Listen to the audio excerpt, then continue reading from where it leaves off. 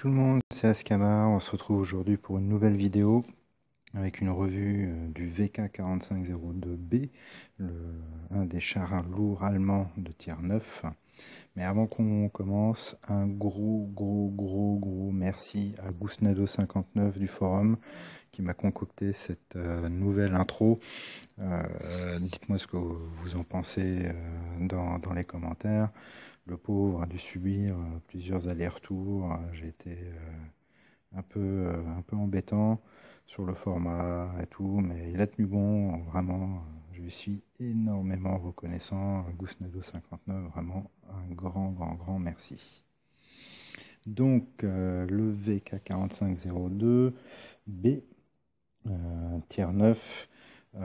Première caractéristique vraiment spéciale que vous pouvez voir, c'est qu'il a la tourelle à l'arrière. Ça va nous embêter parce que du coup la dépression, donc l'angle que le canon peut prendre vers le bas, est très faible. Donc dès que vous allez vouloir passer une colline ou ne serait-ce qu'un petit obstacle sur le terrain, vous aurez du mal à garder les ennemis dans le viseur. D'un point de vue caractéristique générale, 1820 points de structure, c'est le deuxième plus haut score après le Conqueror anglais, pardon. Donc un bon pool de vie. Un blindage de caisse de 170 à l'avant, avec un bon angle sur la partie supérieure. L'inférieur est un peu moins bien anglais et c'est le point faible frontal du VK. Je vous montrerai pas cette fois-ci de vue détaillée du blindage parce que sur la version PC, le char a reçu un buff. Il a 200 mm d'armure de blindage à l'avant et c'est devenu vraiment un point fort. De face on peut pas le pénétrer. Donc petit aparté, message aux développeurs. Ils ont eu des bonnes raisons de faire ce buff sur PC, donc on veut la même chose sur Blitz pour vraiment pouvoir prendre notre pied avec ce char. D'un point de vue canon, si vous venez du VK 4502A, donc vous aurez débloqué le 10.5 L52. Si vous voulez aller sur le VKB, je vous conseille de toute façon de monter les deux branches allemandes, la branche du Maus et la branche du E100 en même temps.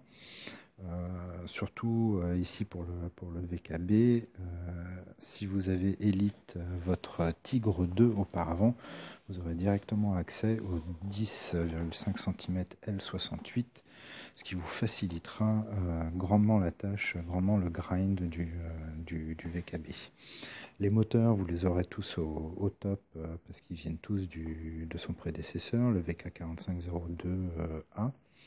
Donc en supposant que vous avez donc le canon du Tigre 2, les moteurs, je pense que la première chose à débloquer c'est les chenilles parce que le char est vraiment pâteau. On gagne 2 degrés de vitesse de rotation, ce qui nous amène à 19, c'est la valeur la plus faible pour les lourds de rang 9, comme son cousin le E75. Je veux dire, même le STI à 20 degrés, donc il est un petit peu plus agile en bataille. Donc c'est vraiment le point faible de ces deux chars lourds, le VKB et le E75. Donc une fois que vous avez les chenilles, vous pouvez prendre la tourelle qui est la tourelle améliorée qui est vraiment bien avec 252 en frontal et la surface plane devant est assez réduite.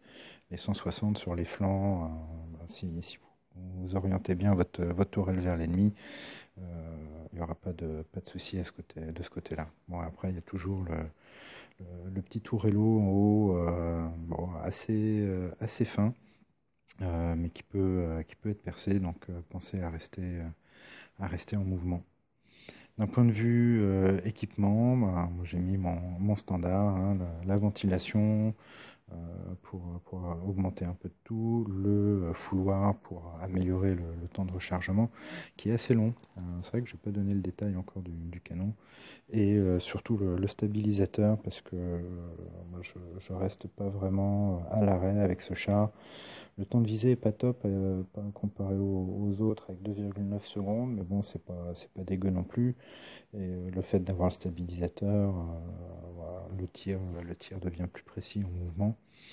Euh, bon, après, vous pouvez toujours prendre la visée améliorée, voir les optiques traitées. Sur Blitz, les optiques traitées, je suis pas convaincu, les cartes étant assez petites, tout le monde a à peu près la même portée de vue, donc je trouve pas que ça apporte énormément de choses.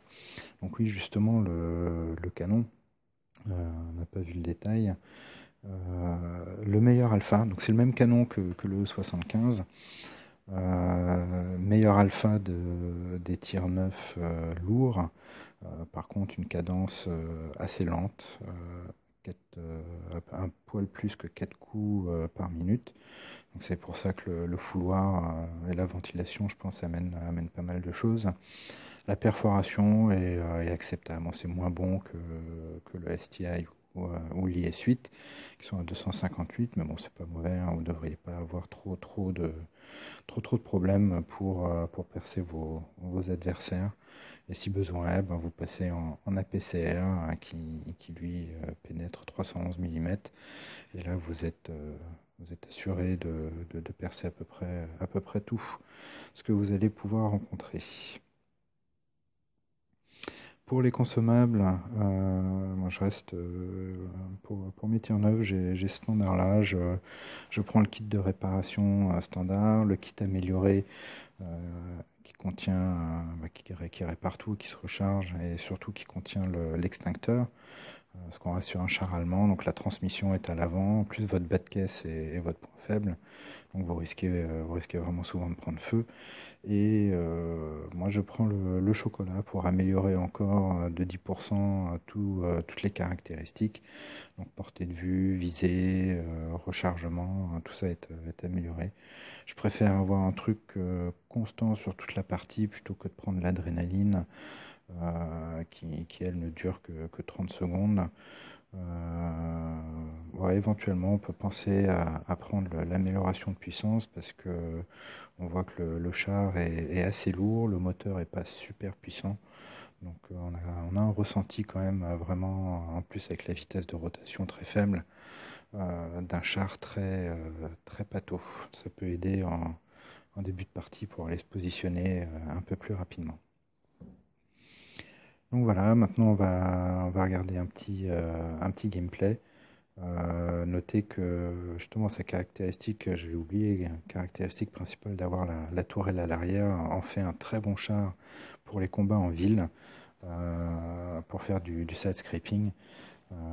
Vraiment, vous calez devant un bâtiment et à moins de vous faire contourner par un médium ou autre, vous tenez votre position vraiment sans trop de problèmes. Allez, on se retrouve pour la partie. Je suis en compagnie de Boulou et son M46 Patton. Alors normalement, j'irais plutôt en ville avec mon char lourd. Par contre, vous voyez que l'équipe d'en face, les deux top tiers, sont des médiums, un Centurion et un Patton. Donc je peux pas faire autrement que de monter et aider mon équipier. Vous voyez que le char n'est pas très rapide, hein.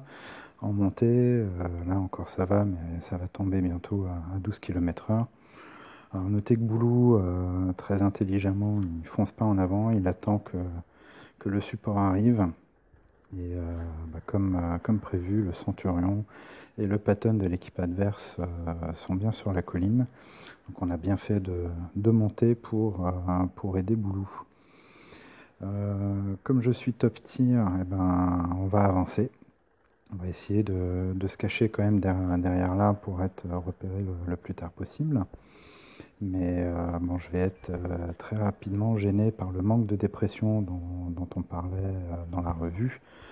Là, je m'arrête, je tente le tir sur le Centurion, mais bon, il a une très bonne tourelle, j'essaie d'angler mon char.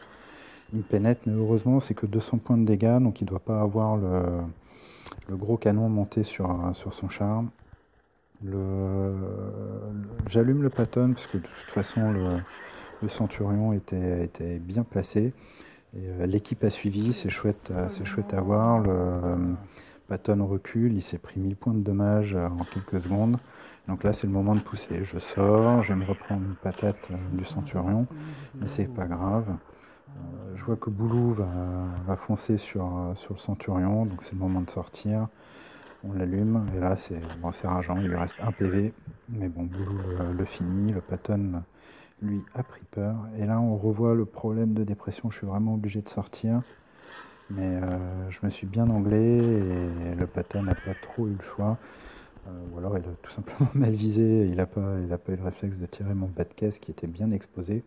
Et du coup, je fais ricocher son tir sur le côté de ma caisse. Là, je me dis que je vais jeter un coup d'œil derrière les bâtiments. Peut-être que l'équipe adverse a remarqué qu'on était tous montés et a commencé à faire demi-tour. Mais je ne vois rien. Par contre, Boulou, lui, a fait demi-tour.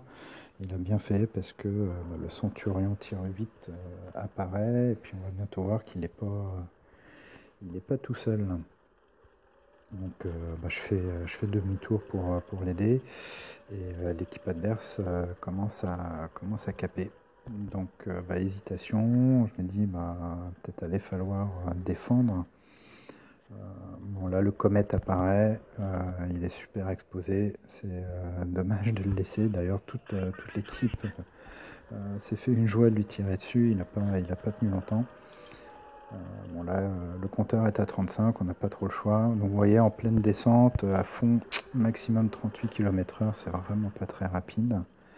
Et c'est le T43,5 qui était dans le cap. J'ai essayé de prendre mon virage assez large. Ça m'a permis d'éviter son tir. Je suis arrivé bien anglais, c'est les chenilles qui ont prise. Bon, là, il ne reste plus qu'à le finir.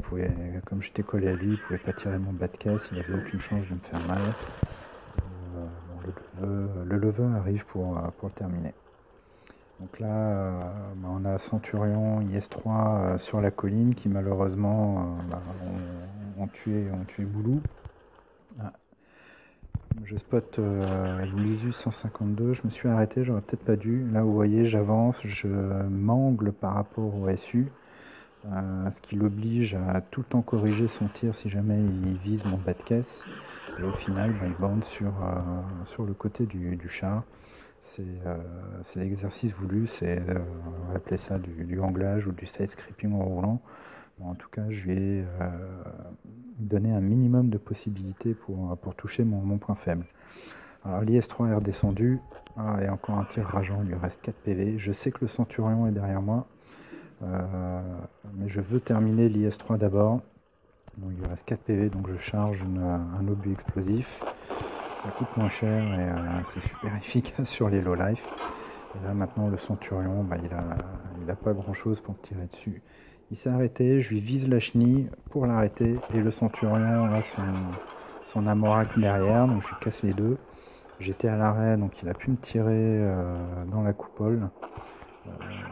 Je répare, enfin je soigne mon commandant et après on le finit. Alors, en termes de résultats, vous voyez, on s'est bien débrouillé avec Boulou.